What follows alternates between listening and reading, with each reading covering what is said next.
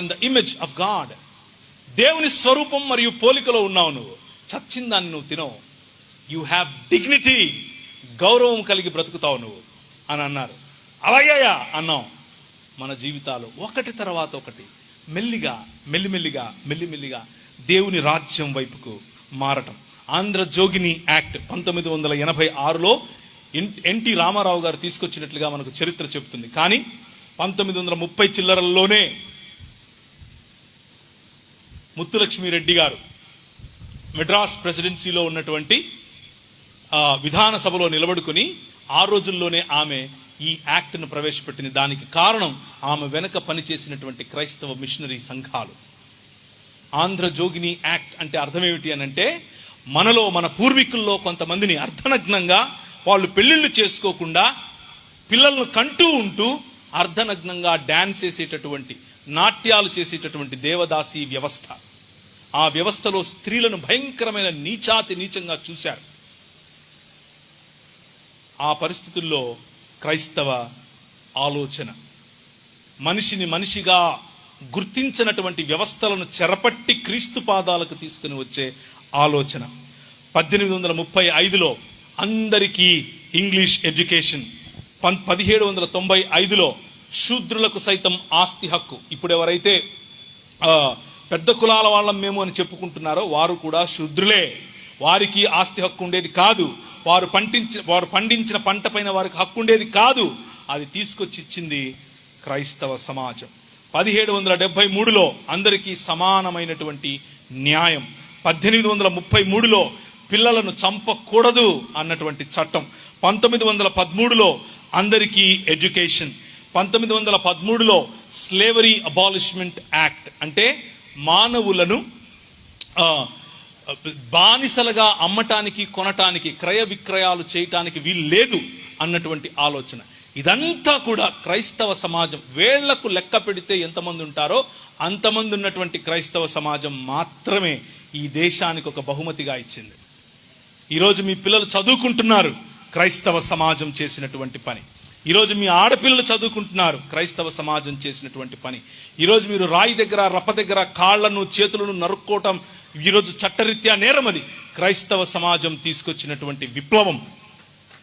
ఈరోజు మీ పిల్లలకు దాన్ని ఏమంటారు, మీరు నాలుకలకు గొంతులకు చువ్వలు పొడుచుకోవటం లేదు. దానికి కారణం క్రైస్తవ సమాజం తీసుకొచ్చినటువంటి చట్టం. ఆ రోజుల్లో పిల్లలను రథాల కింద పడేసేవారు, దేవుడు అనుగ్రహిస్తాడు అని అనుకున్నారు. మనం ఏం చదివాం?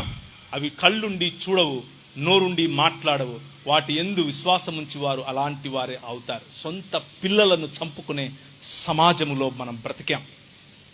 కానీ క్రైస్తవ ఆలోచన ప్రతి ఆలోచనను మానవుణ్ణి మానవుడిగా ఉంచకుండా దేవుని జ్ఞానమును అడ్డగించే ప్రతి ఆటంకాన్ని చెరపట్టి క్రీస్తు పాదాలకు తీసుకుని వచ్చే క్రైస్తవ విప్లవం, మానవత అనే విప్లవం.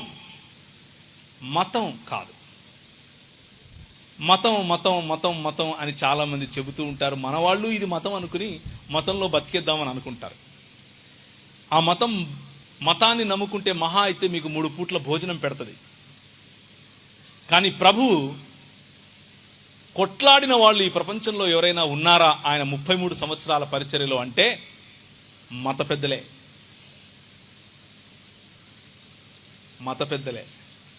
ఆఖరి ఒక్కరోజు పిలాతు ఎదుట నిలబడి మాట్లాడితే పిలాతు కూడా ఏమన్నాడు? బిహోల్డ్ ద మ్యాన్ అన్నాడు. ఇదిగో మానవుడు అన్నాడు.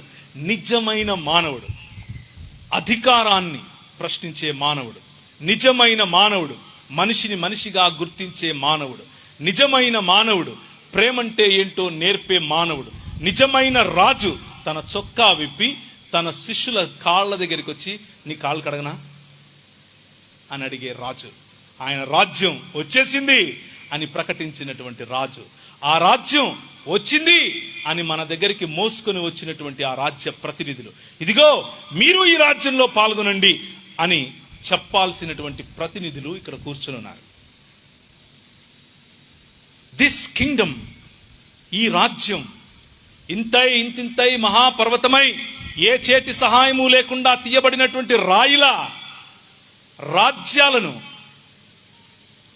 వెండితో బంగారముతో ఇత్తడితో ఇనుముతో, ఇనుము మరియు మట్టి కలిసినటువంటి పాదములుగా ఉన్న ఆ విగ్రహం పైన పడితే, ఈ లోక మర్యాదల పైన పడితే, తుత్తునీయులుగా గాలికి ఎగిరిపోయేటటువంటి పొట్టులాగా ఈ లోక మర్యాదలు పారిపోవాలి. కానీ మనం మతంలో ఉన్నాం. రాజ్యంలో చాలా తక్కువ మంది ఉంటారు, మతంలో ఉంటారు.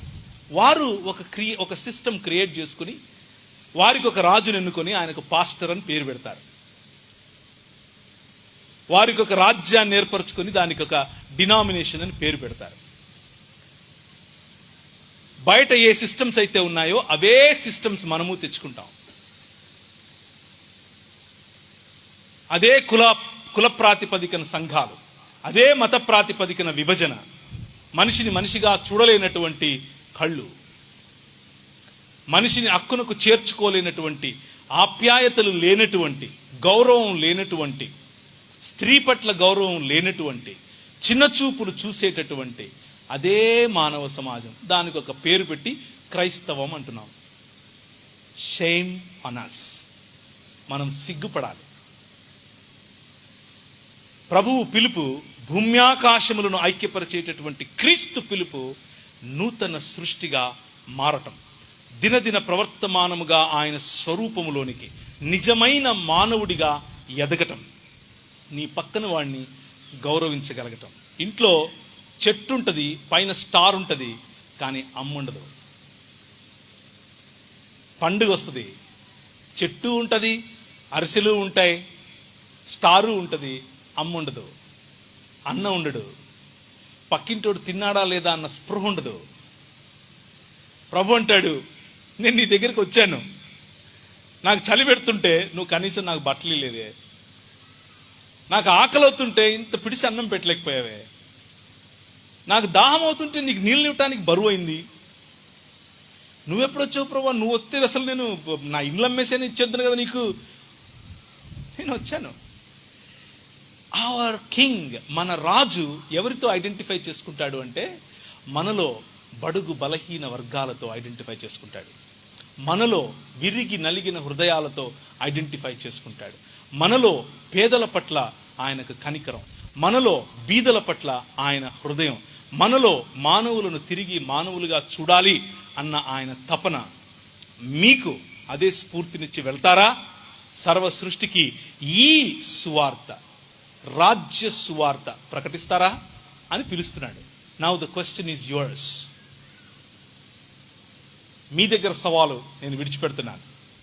ఈ సువార్త ఇక్కడ చచ్చిపోయి ఎక్కడికో వెళ్ళే సువార్త కాదు, నీ రాజ్యము వచ్చునుగాక అనే సువార్త. నేను చచ్చిపోయి ఎక్కడికో పోదునుగాక కాదు, నీ రాజ్యము వచ్చునుగాక. ఆయన వస్తాడు, ఆయన శరీరములో మనం, లేకపోతే ఆయన భార్యగా మనల్ని చేసుకుంటాడు. భూమి ఆకాశములను, మరణాన్ని అమరత్వాన్ని ఎలా కలిపాడో అలా కలపబోతున్నాడు. దేవుని సన్నిధి మన మీదకి దిగి రాబోతుంది.